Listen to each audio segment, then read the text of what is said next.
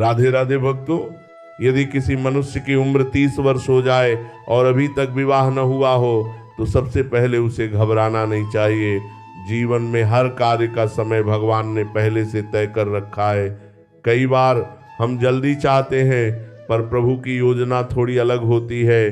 प्रेम से समझो भक्तों, विवाह केवल दो शरीरों का मिलन नहीं है, ये दो आत्माओं का, दो परिवारों का और दो संस्कारों का मिलन होता है। इसीलिए जब तक सही व्यक्ति और सही समय नहीं आता तब तक विवाह नहीं होता। इसमें निराश होने की आवश्यकता नहीं है। अब क्या करना चाहिए सुनो।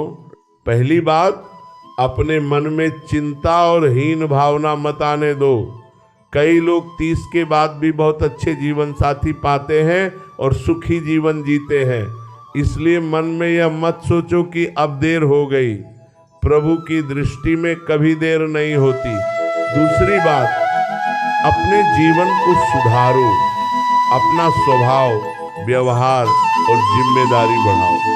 जो व्यक्ति अपने जीवन को संतुलित और जिम्मेदार बनाता है उसके जीवन में अच्छे संबंध अपने आप आने लगते हैं। तीसरी बात, भगवान का स्मरण करो। रोज सुबह या शाम कम से कम 10-15 मिनट राधे राधे या अपने इष्ट भगवान का नाम जपो। जब मन शांत होता है तो भाग्य के रास्ते भी खुलने लगते हैं। चौथी बात, समाज और रिश्तेदारों से संपर्क बनाए रखो। कई बार विवाह इसलिए नहीं हो पाता क्योंकि हम लोगों से जुड़े नहीं रहते।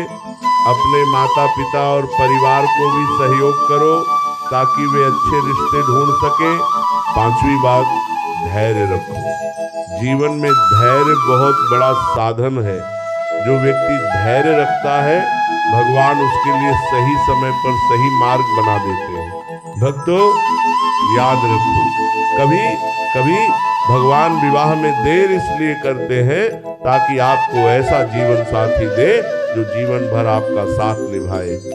इसलिए चिंता मत करो, अपने कर्म अच्छे रखो, मन को शांत रखो और भगवान पर विश्वास रखो। राधे राधे भक्तों, कई बार ऐसा होता है कि मनुष्य की उम्र बढ़ जाती है और विवाह में बाधाएं आती रहती हैं।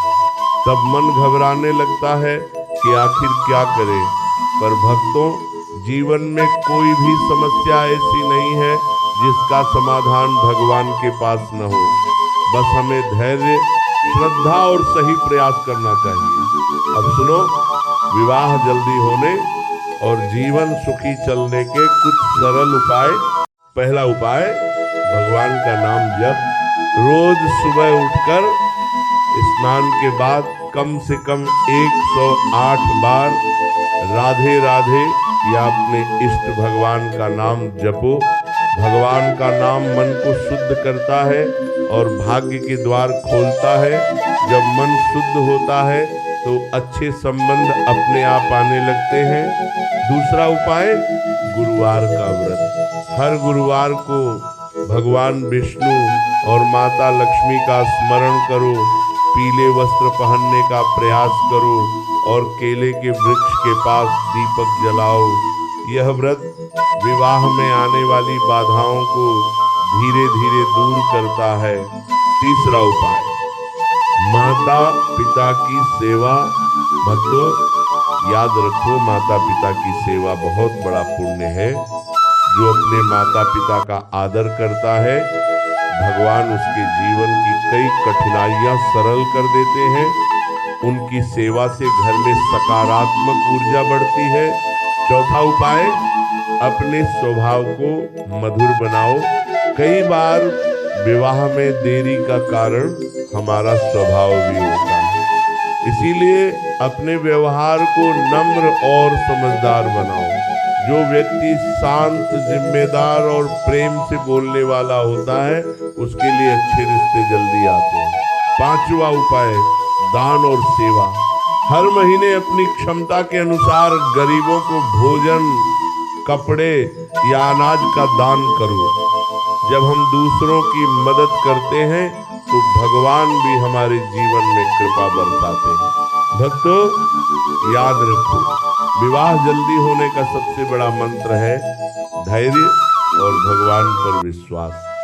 जब मनुष्य अच्छे कर्म करता है, भगवान का नाम लेता है और अपने जीवन को सही मार्ग पर चलाता है, तब प्रभु सही समय पर उसे अच्छा जीवन साथी अवश्य देते हैं। इसलिए चिंता मत करो, श्रद्धा रखो और प्रेम से भगवान का स्मरण करते रहो। राधे राधे भक्तों। जब विवाह की बात आती है तो मनुष्य के मन में यह प्रश्न अवश्य आता है कि जो रिश्ता आ रहा है क्या वह सही है या नहीं, क्या हमारे विचार मिलेंगे या नहीं। भक्तों, यह प्रश्न बहुत स्वाभाविक है, क्योंकि विवाह जीवन का बहुत बड़ा निर्णय होता है। भक्तों, सबसे पहले यह समझ लो कि सही जोड़ा केवल चेहरे या धन से नहीं बनता, बल्कि विचारों और संस्कारों से बनता है। इसलिए कुछ बातों को ध्यान से देखना चाहिए।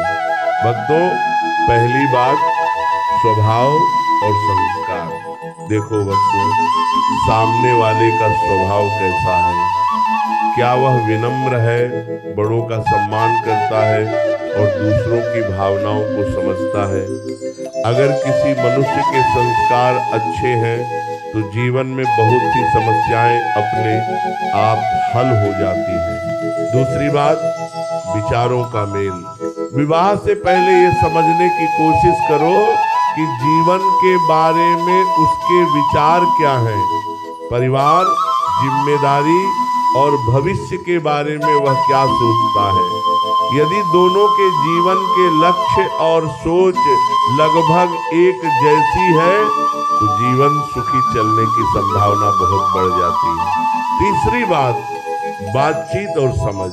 भक्तों, आज के समय में विवाह से पहले थोड़ी बातचीत और एक दूसरे को समझना भी आवश्यक है। जब दो लोग खुलकर बात करते हैं तब उनके स्वभाव और सोच का पता चल जाता है। चौथी बात, परिवार का वातावरण। जिस घर में विवाह होने वाला है उस परिवार का वातावरण भी देखो, क्या वहाँ प्रेम, सम्मान और समझदारी है, क्योंकि विवाह केवल दो लोगों का नहीं, दो परिवारों का भी संबंध होता है। पांचवी बात, मन की शांति। सबसे महत्वपूर्ण बात भक्तों, जब आप उस व्यक्ति के बारे में सोचते हो तो आपके मन में शांति और विश्वास आता है या नहीं। कई बार मन ही संकेत दे देता है कि यह रिश्ता सही है या नहीं।